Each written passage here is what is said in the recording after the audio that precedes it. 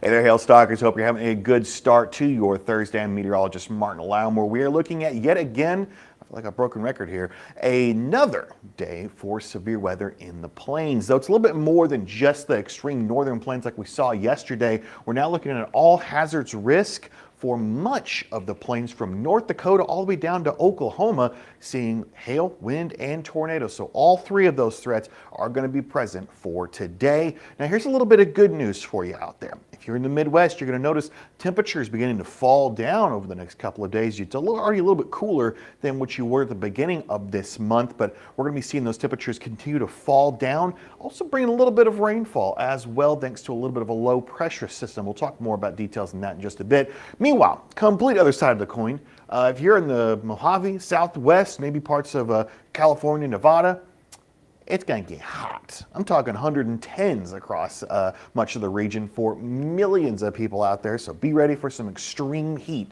as we get into the next couple of days, where that low pressure is going, high pressure is going to be moving elsewhere. So we'll talk more details about it in just a second. But again, we're going to talk about yesterday. Not a super action-packed day. We had a handful of hail reports, but mostly it was a wind day. We saw a lot of wind reports as these storms made their way across the Great Basin area into the Dakotas. Look how many reports of wind we had across Rapid City.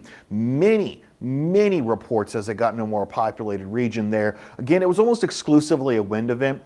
We didn't have any super strong winds. We did have 2 gusts getting over 75 miles an hour, but for the most part, we saw a lot of those reports, again, around those populated areas, Rapid City, Boise, Idaho, a lot of those areas seeing some of the stronger winds there, but a lot of reports. We did get a couple damage reports as well, but for the most part, we didn't see any super duper strong winds, upwards to 70, 80, 90 miles an hour that we saw in Chicago the other day. But current conditions right now, you're seeing, again, area of high pressure moving its way now this direction, what we call that retrograding. Basically, it's going against the grain. Normally storms go west to east. This high pressure is currently moving east to west. Meanwhile, we got areas of low pressures beginning to try to develop across parts of the Midwest. That's going to be helping things get nice and cooler. Looking at this low pressure right here, I actually see it.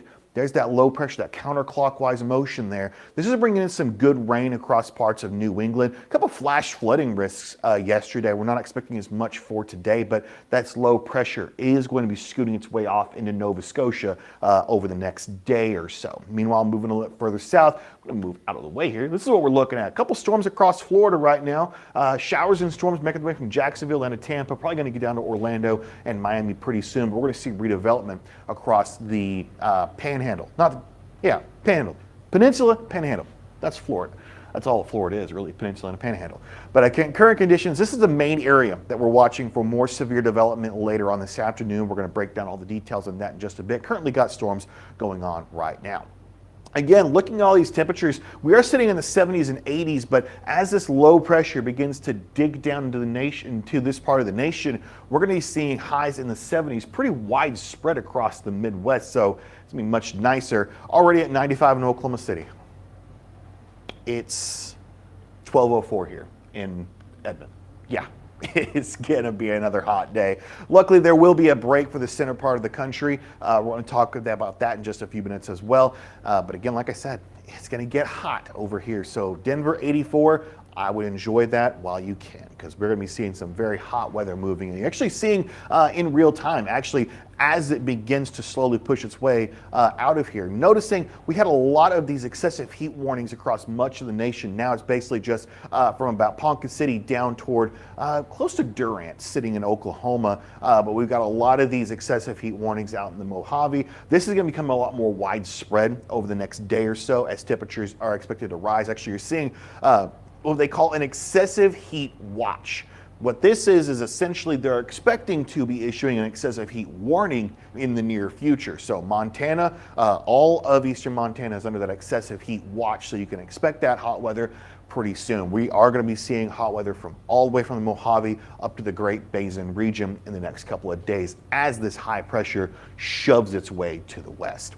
Severe outlook for today. We're continuing that trend of a marginal risk for some storms, mostly wind in parts of the panhandle of Florida, maybe a little bit over toward Georgia, Alabama, and ever so slightly into Mississippi. But the biggest risk is going to be now a little bit more of a little bit slightly stronger wind gusts that we were expecting from yesterday. We are expecting maybe a couple more getting stronger, close to that 70, 75, maybe close to 80 mile an hour range. But for right now, it's mostly going to be a wind risk, but we are going to be seeing the possibility of hail and tornadoes as well. Severe outlook for tomorrow. Denver, you're included in this now, and we'll be talking a little bit more details about it in just a bit when we break down tomorrow's risks. St. Louis, Columbia, Springfield, Jonesboro, you're all in that risk for tomorrow. Then as we get into our Saturday, noticing this is kind of being pushed this direction and also this being pushed that direction. The high pressure's influence is really rising as we get into our first day of August. That's your Saturday. Now this is really getting shoved down to the south as this high pressure pushes away, and then as the low pressure dives down, that's where we start seeing this marginal chance for some severe weather. Cincinnati, Nashville, maybe getting down to Birmingham, Alabama could be seeing that just barely into Albuquerque and skirting on the Mexican border with that risk over there. Back to our Sunday, not really expecting anything super drastic in the extended forecast. But as I was talking about, we are going to be seeing some heat relief coming in pretty soon for a few people. Others not so lucky. So let's talk about it. Again, high pressure dominating, broken record. We've been talking about this high pressure for the past couple of weeks now. This high pressure will begin retrograding, again moving westward as we get into probably right now. It's probably actually retrograding at this point in time, but it's going to continue as we get into our Friday. This low pressure begins developing in parts of the northern plains. This low pressure dives into the Midwest. High pressure begins to settle in the Mojave as we get into our Saturday. This is when temperatures really start ramping up all across the western part of the country, maybe the exception of the Pacific Northwest, thanks to this low pressure near Vancouver influencing that temperature a little bit more. But the big thing is going to be this low pressure dives in nicely, and by Sunday we're seeing temperatures below normal for pretty much the Mississippi River and eastward. Now there could be some places right along the east coast that are close to normal thanks to this other high pressure. We're sitting in this pattern of high, low, high right now. That's going to be the pattern we'll be in for this weekend. Now, granted, it's not going to exist forever. So this weekend, I would say enjoy the nice cool weather if you're in the Midwest, because what we're going to start doing is seeing this low pressure retreating off in the Atlantic, this high pressure kind of settling, and we start seeing what we call a zonal flow moving across the country. Now, this is going to do two things. One, this will bring back in the chance for maybe some severe weather across this region, northern plains, maybe the upper Great Lakes. Maybe you could be seeing a little bit of influence here as well for some severe weather, but the temperatures across the entirety of the south are going to get pretty warm yet again. So we are going to see temperatures falling down across the southern plains, but they're going to be rebounding as we get into our next work week. So yeah, if you're wanting to see some cooler weather, sorry about that. But again, most of the Midwest is going to get a lot nicer this coming weekend. But back to your severe weather outlook for your wind. Again, we got a couple areas, Rapid City, North Platte, going to see that chance of seeing some of the stronger winds, beyond that 75 mile an hour threshold. But a lot of the northern plains, Great Basin, down to the central plains, and even into the southern plains a little bit, all the way down as far as Clayton, New Mexico, seeing a risk for some of those strong winds. Kansas City, Omaha, Sioux Falls, Rapid City, Minot, Bismarck, Pierre, a lot of those places are in that risk. I think North Platte's probably the best city chance to actually see some of those stronger winds for today. As we begin talking about that, seeing some of these wind risks across Pensacola, Tallahassee, Jacksonville, right along that area across the Florida, Georgia, Alabama line, could be seeing some strong winds there for this afternoon, as we see like you had in the past couple of days. Tornado forecast for today, right smack dab in the middle of Nebraska. We got O'Neill, Valentine, North Platte. Again, North Platte's gonna be very active for today. I think the best place to get those storms will be North Platte if you're one of those brave chasers that are still out here in summertime. But as we get into our hail forecast, max hail size, same as yesterday. We're expecting ping pong ball sized hailstones. I think we could get some strong hail, some large hail today, but it's going to be tough. We're seeing a lot of limiting factors out there. Again, that wildfire smoke still going to be pushing through across much of the northern plains, which is more likely going to be limiting a lot of that severe weather for today.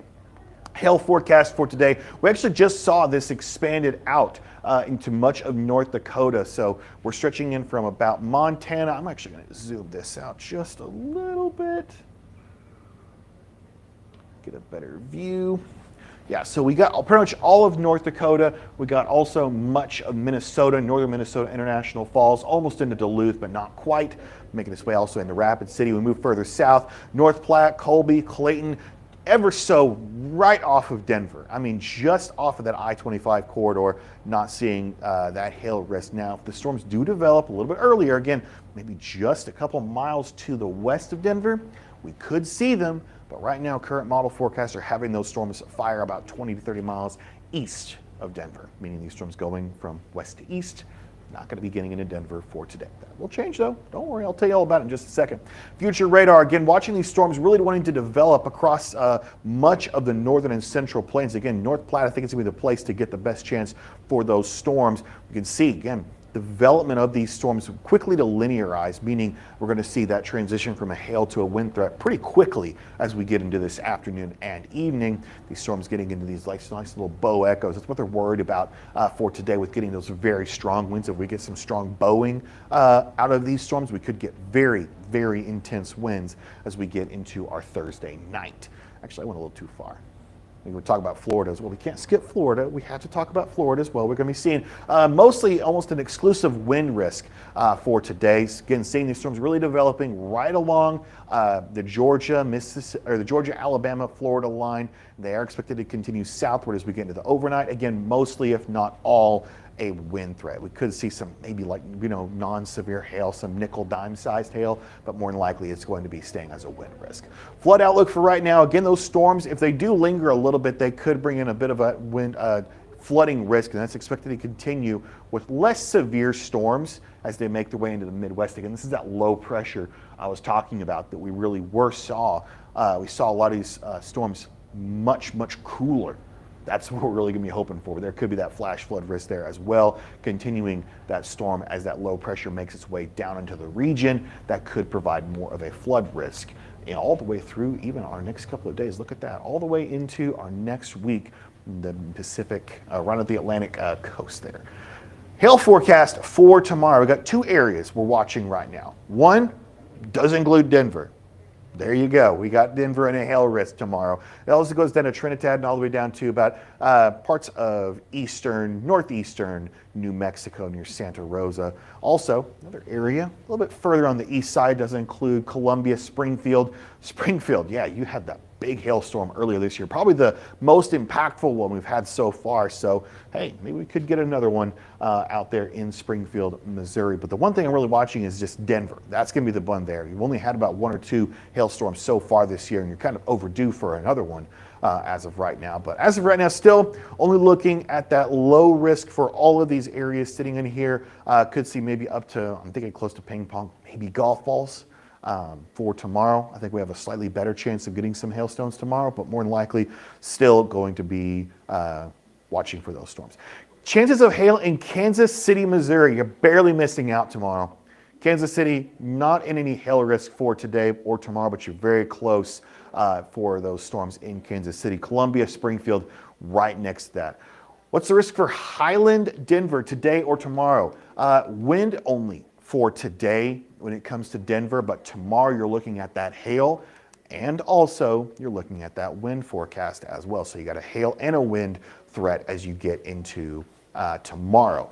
St. Louis, Columbia, Springfield, Jonesboro, it's a little bit more widespread this wind risk is across tomorrow, across the Ozarks. But we again get back here into Denver. We're sitting there tomorrow with that wind and hail risk. So we're seeing wind and hail out here across parts of Denver and into Colorado, New Mexico. Again, over at the Ozarks, we are seeing wind, hail, and tornado risk for tomorrow. We are sitting on that tornado risk. It's a little bit further to the east. It actually includes St. Louis, Quincy, Columbia, Poplar, not quite Cape Girardeau, but it is pretty close regardless for tomorrow. So all hazards risk expected for tomorrow in the Ozarks. That does spread all the way up into Iowa, parts of Illinois, but mostly you're looking at just about that eastern half of Missouri. So temperatures, this is going to be the big thing that's going to be affecting almost everybody. The severe risk is pretty isolated to specific areas the next couple of days, but it's going to be hot for a lot of people. I mean, 103 in Oklahoma City, this is like our fifth day, John,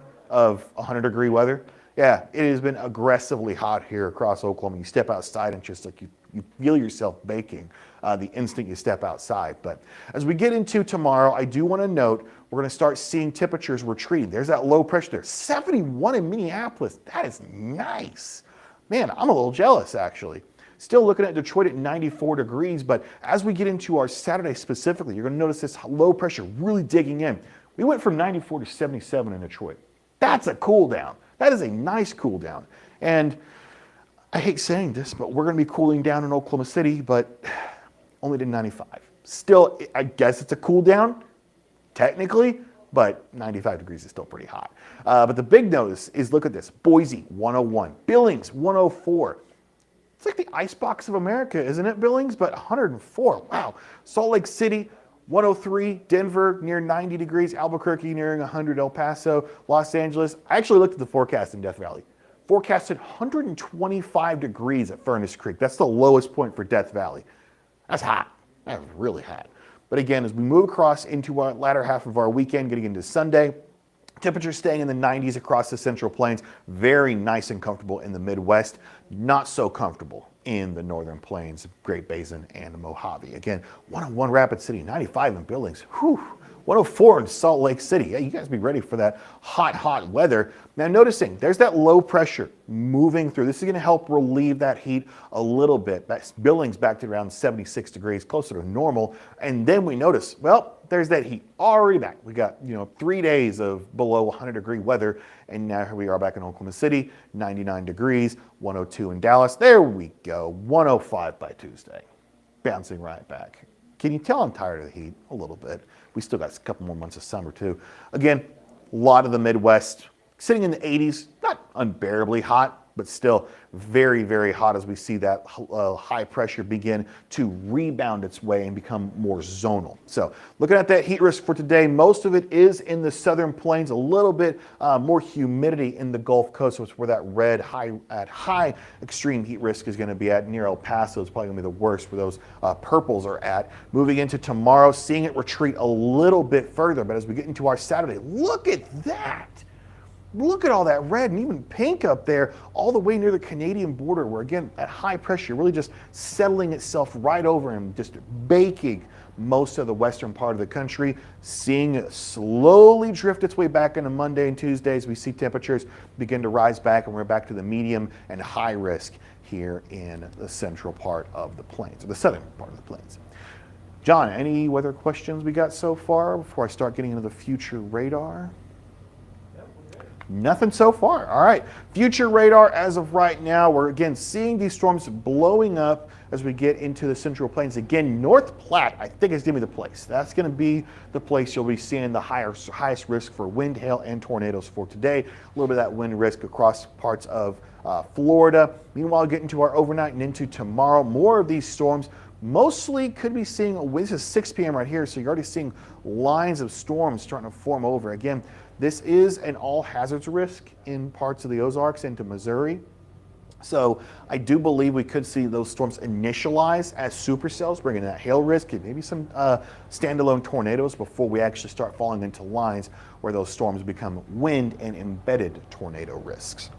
Again, to Saturday, more redeveloping storms across much of this area. This is probably going to be almost an exclusively wind risk, more than likely, as this storm is kind of on the lower side of the low pressure system. I could see this being more of a hail and wind risk out there in parts of New Mexico. Again, it's going to be a little bit drier and could be seeing some of those risks also into Denver yet again on your Saturday. Possibly. Getting into the Sunday, more of these storms again with this low pressure system. Look at how dry it is out here, out in the central and western part of the country, as that high pressure dominates everybody. As we get into our Tuesday, noticing that high pressure starting to fall down a little bit further, noticing this large clockwise motion. That is that high pressure moving its way back and properly going with the flow west to east. But a lot of this rain across the eastern seaboard, where they're going to be luckily avoiding summer for a little bit longer. Could be seeing a handful more of these storms as they make their way along that high pressure. But extended temperature outlook, man, it's going to be hot for everybody in that first full week of August. Below an exception out here in the northern plains. Look at that, barely staying at the average. But we look at our temperature outlook again, more rainfall across the eastern seaboard and the Midwest thanks to that low pressure, a little bit of that moisture getting pulled out of the Baja California region. That's what's going to provide a little bit of that rain. Not going to be seeing much rain when it comes to the Pacific Northwest.